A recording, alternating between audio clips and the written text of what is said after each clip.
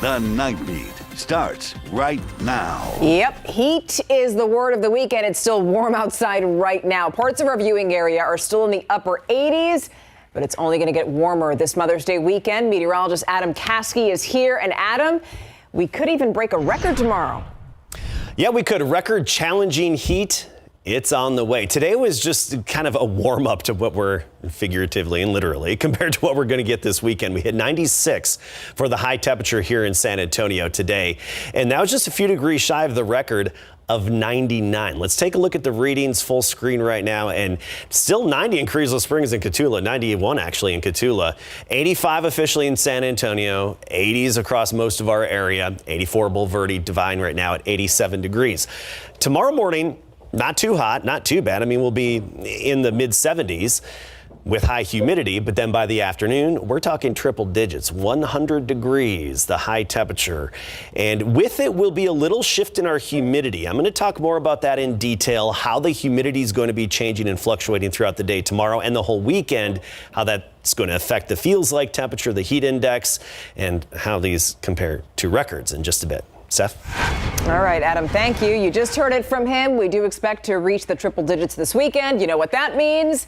Yeah, our ACs and fans are going way up. That's why ERCOT is asking power plants to postpone planned outages to meet the demand of the heat. CPS Energy has tips for you to save on your bill during this time, and they include setting your thermostat 2 or 3 degrees higher from 3 to 7 p.m.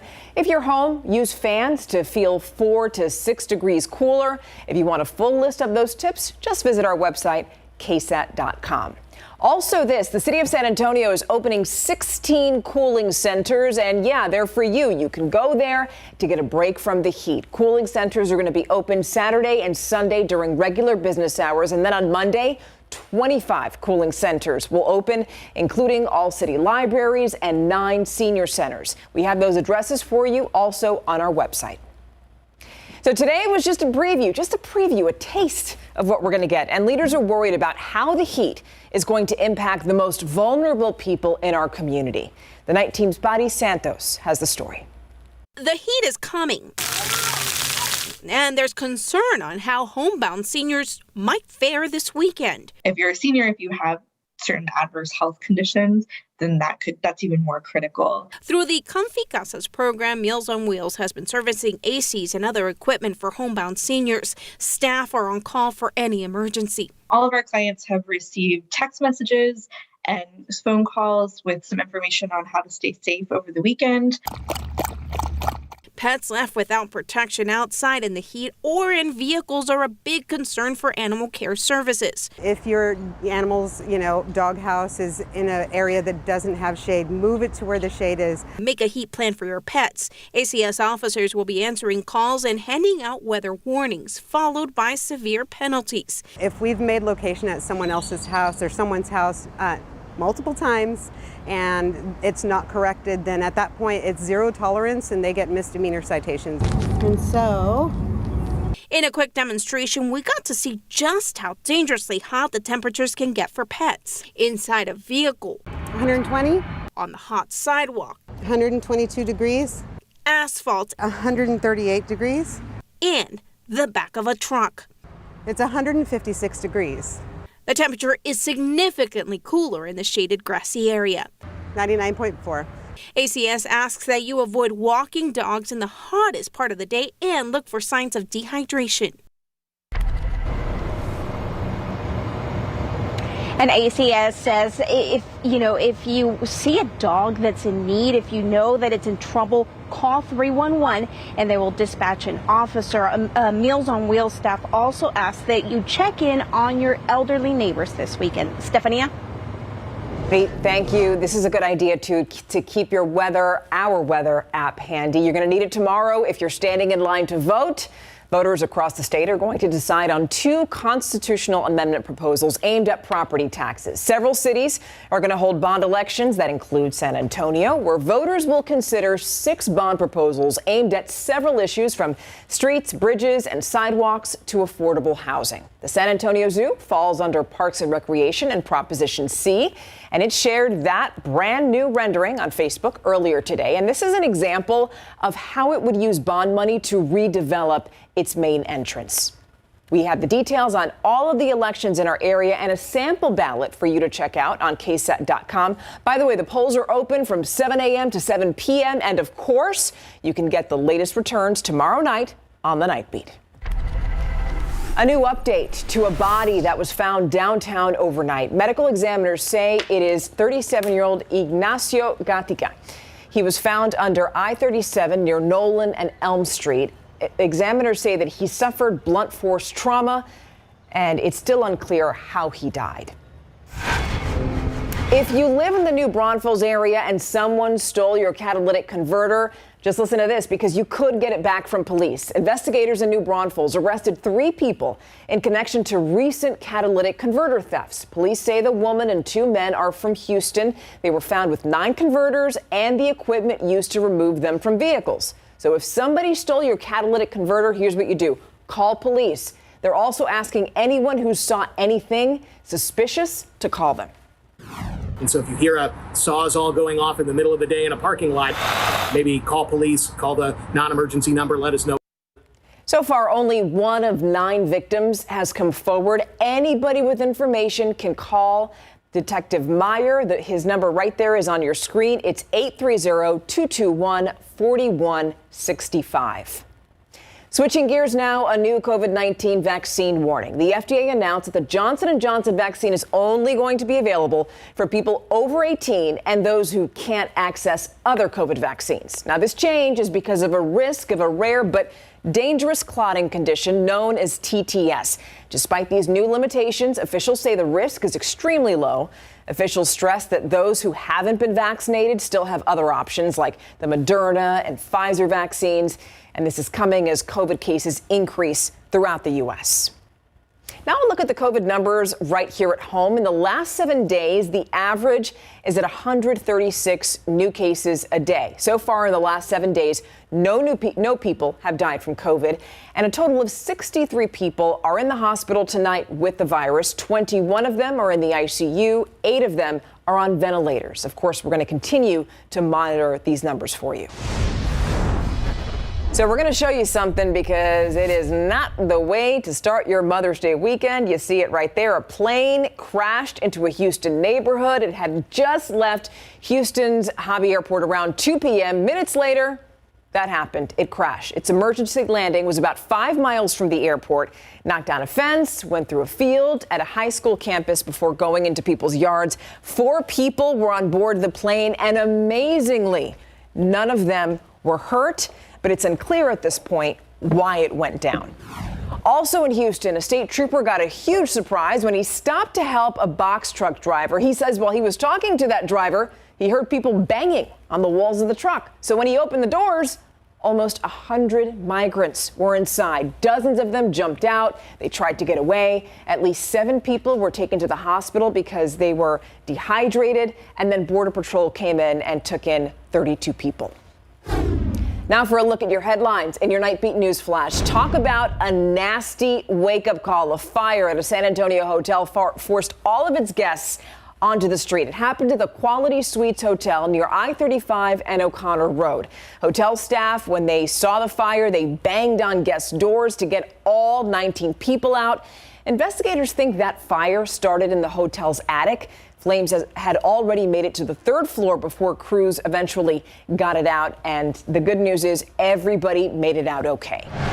The San Antonio Police Department today had a special memorial honoring its officers who lost their lives in the line of duty throughout their history. 62 SAPD officers have died on the line.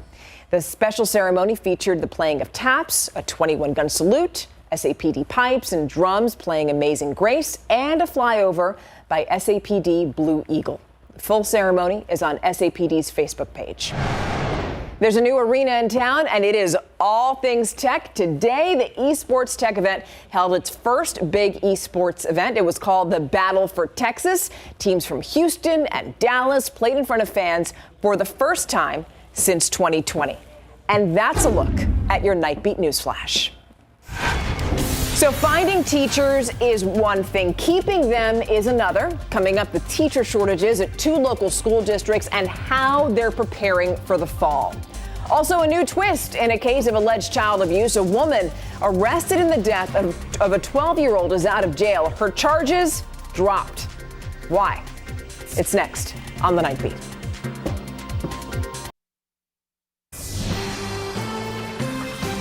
New on the Nightbeat, charges have been dropped against the San Antonio woman accused in the death of a 12-year-old boy. The Bexar County District Attorney's Office says 27-year-old Capri Cheatham was not indicted within 90 days of her arrest. They say she should have been because that's Texas law. But the DA's office says that those charges could be refiled. Cheatham was released from jail on Wednesday, almost 3 months after Danilo Cole's death. Investigators say the boy was beaten, forced to do push-ups, and made to hold 50-pound boxes for hours. At the time, Cheatham and the boy's father, 32-year-old Derek Coles, were charged with injury to a child causing serious bodily injury. Right now, Coles is still in the Bexar County jail, but he's also approaching the 90-day mark without an indictment. I'm hopeful that the verdict in this case will show people of this community that this type of behavior is not going to be tolerated. And that's how the trial ended for the woman convicted of hiring a hitman to kill her boyfriend's sister. Angelica Navarro de Paz was sentenced to 20 years in prison, but we're told that she only has to serve 5 years before she's eligible for parole. So we are down, my friends, to the final weeks of school, but districts are looking ahead to next year. They want to make sure that they have enough staff in their classrooms, and that's why Northside ISD and Schertz-Cibolo Universal City ISD are holding hiring fairs this weekend. The Night Team's John Paul Barajas tells us more. This school year was tough. We did have vacancies at elementary and secondary campuses that we carried all year long. We're experiencing shortages this year that we have not in the past. We have openings at all levels right now. It's the same issues across the board. School districts were forced to get creative to make it through this school year with vacancies that were never filled. Northside ISD Human Resources Director Jackie Horace says the district had roughly 200 openings all year. We don't want to go into the school year like we had to this year with openings, because it just makes it harder on a teaching staff and a workforce that's already has been overburdened trying to recover from COVID. Both she and Schertz-Cibolo Universal City ISD Director Shannon Burns explained having retired teachers substitute is common, but this year more so than ever, some retirees came back for the entire year.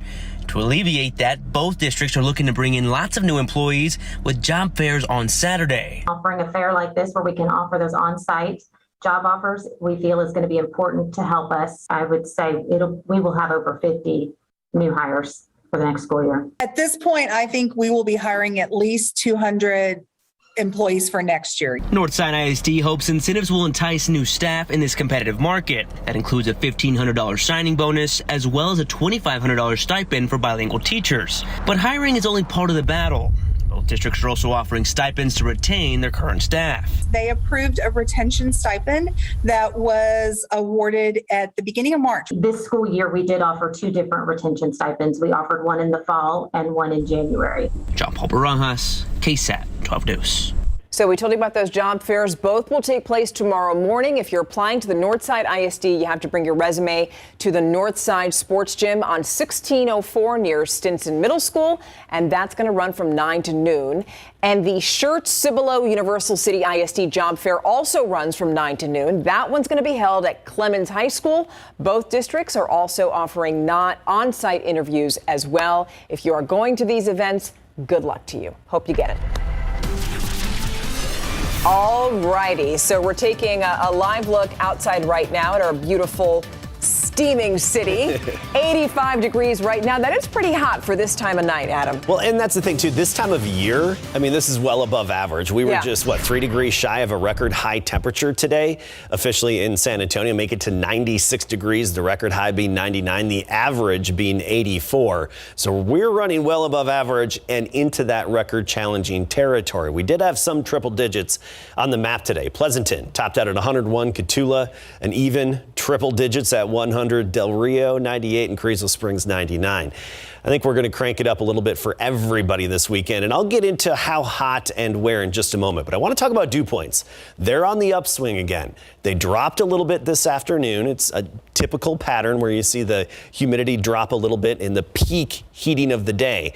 They're on the upswing again. It's going to be a humid night and a humid start to the day tomorrow, but really just a humid start to the day. That's the key. Most of the day, you're going to notice the humidity, but the typical trend and what I think will happen tomorrow is we're going to see those dew points go from the low 70s in the morning, the oppressive range, down to near 60 in the afternoon. That's a big difference when you're talking dew point temperature.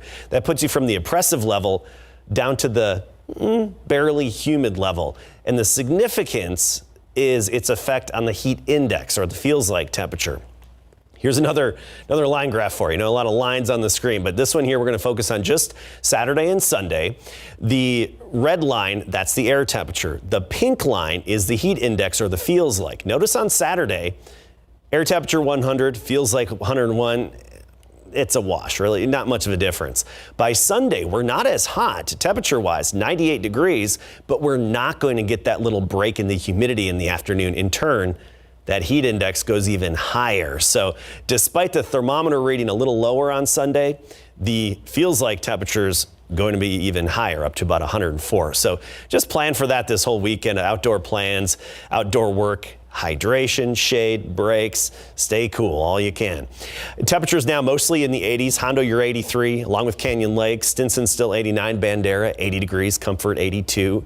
And tomorrow morning, lower 70s for most of us. Some locations mid 70s, Floresville, Pleasanton 75, but Helotes and Bernie 73, along with San Antonio. And then by tomorrow afternoon, here we go. Rio Medina 100, Castroville, Divine 102, Nixon Smiley 101. Oh yeah, you get the idea. Some upper 90s further to the north. Bernie, Bulverde about 97 degrees, the high temperature, but even hotter farther to the west. I mean, you look at Del Rio tomorrow, 105. Carrizo Springs, Cotulla, about 105 for high temperatures. Again, luckily we'll have that little break in humidity tomorrow afternoon. And then high temperatures, they're on the downswing next week, but not a big drop. I mean, we'll still be in the lower 90s at our low point middle of next week. Quiet weather pattern for us. There is action out there. It's just not here in Texas, not in our neck of the woods. The eastern third of the country, that's where the system's all wound up. That's where they have a lot of moisture, some good soaking rain there, but they've had some severe weather in the Carolinas. Another system coming into the Pacific Northwest. I wish I could tell you that's going to make it here. It's not. We're going to see a big kink in the upper level pattern, which, favors showers and storms. It's just that kink is not over us. It's going to be too far away. So tomorrow, here's your KSAT 12-hour forecast. 7 a.m., 74, nothing but sunshine throughout the day. By the noon hour, 88. Not a whole lot of wind either. South wind at only 5 to 10. And then tomorrow afternoon, 100. But remember, during that hottest point of the day, we'll at least get a little break in that mugginess. Record tomorrow, 100. The record on Sunday, 102. So tomorrow, we're predicting to tie that record. All I'm saying is pool weather. Yeah, that's the safe place to be. Pad, pool. Yeah, whatever you got to do. Just, all right, thank you. I'll take that. I need a pool, though. That's true. Me too. So Becky Hammon made her debut. She's making her debut tonight. As we speak, in fact, and so far, so good. They're off to a hot start tonight in Phoenix against the Mercury. When we come back, we'll check in on that game. Plus, new details emerging from Jerry Jones' accident. Coming up.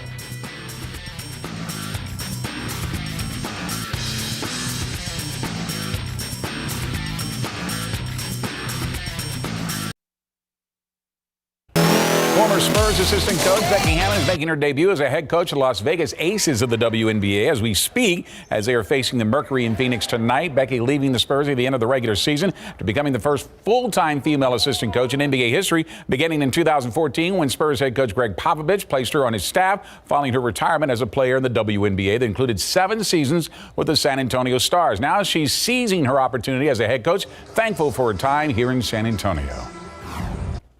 I was there 8 years, and I think, if you counted postseason and preseason games, it's like over 700 games I've gone to battle with him in, and so saying goodbye was obviously tough for not only myself, but I know Pop and the organization, and I have a lot of great friendships and relationships built from there, and I'm just really grateful for their leadership and their belief in me, and really equipping me to be a successful coach in the future. And my future is now here in Vegas, so I'm looking forward to it.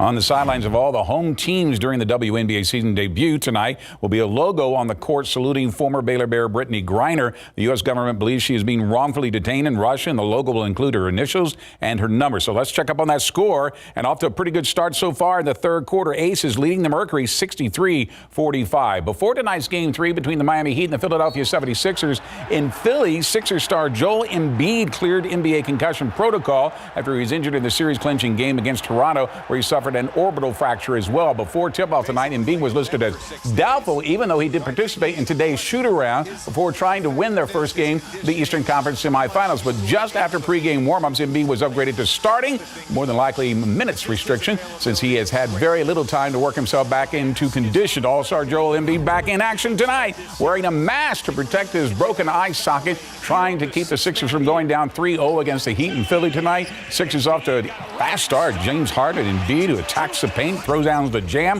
He had 18-11 in his return. Philly up 7 at halftime. Former Spur Danny Green from the corner puts Philly up by 14. But Miami goes on a 20-6 run thanks in part to Jimmy Butler, who poured in 33 for Miami, and the game was tied at 57 in the third. But it was Green who was a hero tonight. He ties his career high for threes in a playoff game with 7. He led the Sixers at 21 as the Sixers take Game 3 99-77. Pro football coverage, powered by Davis Law Firm. We are learning more about the traffic accident that sent Cowboys owner Jerry Jones to the hospital on Wednesday night. Turns out Jones was driving the car that broadsided another vehicle. And there is video of the incident that emerged since the accident. Authorities say a light-colored sedan tried to turn left from the right-hand lane and was struck on the driver's side door by Jones's darker-colored sedan. Jones is seen limping while talking on his cell phone after the accident. Pulls up his pants leg to assess his injury. He was released from Parkland Hospital just hours after arriving. The accident happened shortly after 8 p.m. at the intersection of Wolf Street and Hines Boulevard. No other injuries were reported. The weigh-in for the big Canelo Alvarez fight in Las Vegas against undefeated Russian Dmitry Bivol was held today in front of the venue where the bout will be held tomorrow night at the T-Mobile Center. Canelo is 57-1-2 with 39 KOs, while Bivol is 19-0 with 11 KOs, defending his WBA light heavyweight title tomorrow. It will be a pro-Canelo crowd since he's fighting on Cinco de Mayo weekend. High school baseball and softball playoffs next. Here we go. Area round of the high school softball playoffs tonight. Good Class 5A matchup between Canyon and Edison and NEISD Westfield. Bottom of the second, Cougarettes up 2-0. Harley Vestal knocks one down the left field line. It's fair. Eliza Santana scores from seconds, 3-0 Canyon. But the Golden Bears answer the top of the third. Ava Romero sends a grounder up the middle that just sneaks past a diving shortstop. Deandra Rodriguez races home to cap a 3-run inning that ties the game in 3-0. But Canyon wins it 6-3, moves on to the third round. Another good second round matchup at Northside. Bernie Champion versus McCullum. Chargers threatening early in the first. Runners on second and third. Pitch gets away at the plate. Ashley Ottmers races home. Champion takes a 1-0 lead. But senior pitcher Dominic Guerra recovers quickly, ends the inning with a strikeout. Then in the second, Guerra keeps rolling, strikes out the side to keep it a 1-run game through 3 innings. McCullum rallies to win it, though, 5-2 in 11 innings and advances to the third round. Time for some baseball. Class 6A bi-district round. Game 1 of the best-of-3 series between Reagan and East Central at NEISD Sports Park. Rattlers pouring it on in the second inning. Bases loaded. Tegan Peoples sends one right to the center fielder, who makes a nice grab, but Jacob King tag scores. It's a 4-0 Reagan lead. Few batters later, the floodgates open. Andrew Ermis drills one deep to left. It tails away from the fielder's glove, drops in. 2 runs come in to score. Part of a 7-run inning. Rattlers lead 8-0 after 2. They win it 10-0 in 5 innings. Game 2 is tomorrow afternoon. Everybody, have a great weekend. And stay cool. Exactly. Very cool. We'll be right back.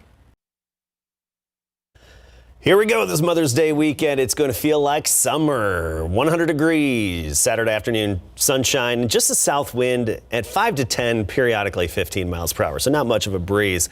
And then Mother's Day, actually a bit breezy, 10 to 20, but it's going to feel like it's up to 103, 104 for the high. So happy Mother's Day to all of the beautiful mothers out there who do so much, especially for mine. Felicidades, mommy. Have a good weekend.